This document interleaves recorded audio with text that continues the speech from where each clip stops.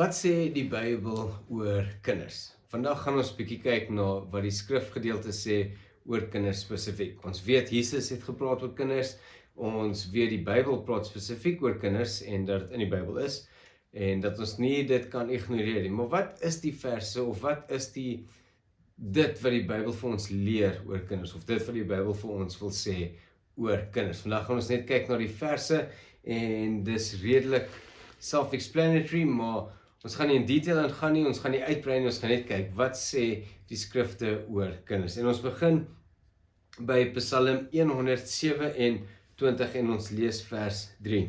Psalm 170 vers 3 sê, Sons are a heritage from the Lord. Children are a reward from him. So die eerste ding wat die Bybel vir ons sê is dat kinders 'n seën is. Children are a blessing. Dis 'n reward van die Here af. Ek weet ons voel nie altyd so nie, maar dit is goed om te weet en jouself te herinner dat kinders 'n reward en 'n blessing is van die Here af. Dan kyk ons ook in Matteus 18 vers 2 tot 4. Matteus 18 vers 2 tot 4 praat Jesus nie, maar praat hulle oor Jesus en hy sê, He called a little child and had him stand among them. And Jesus said, I tell you the truth, unless you change and become like little children, you will never enter the kingdom of heaven.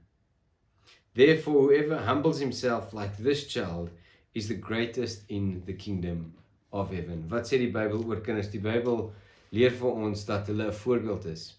Dat hulle 'n voorbeeld is van geloof en dat Jesus self kinders gebruik om vir ons te leer hoe geloof lyk of dan hoe geloof moet lyk, soos die van 'n kind. So ons sien in die eerste plek, kinders is 'n seën van die Here af, maar hulle is ook 'n voorbeeld van geloof.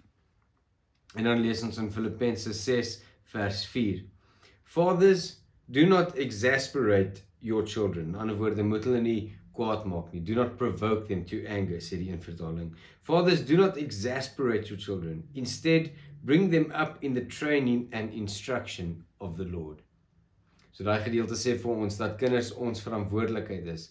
Dis ons verantwoordelikheid om hulle reg groot te maak. Dis ook ons verantwoordelikheid om hulle te lei en hulle nie te bring na anger nie, om nie dit in hulle wakker te maak nie.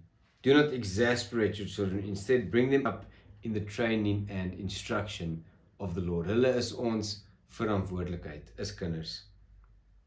En dan die laaste ding, daai selfde Efesiërs 6, en ons lees nou van vers 1 tot 3. Hy sê, Children, obey your parents in the Lord, for this is right.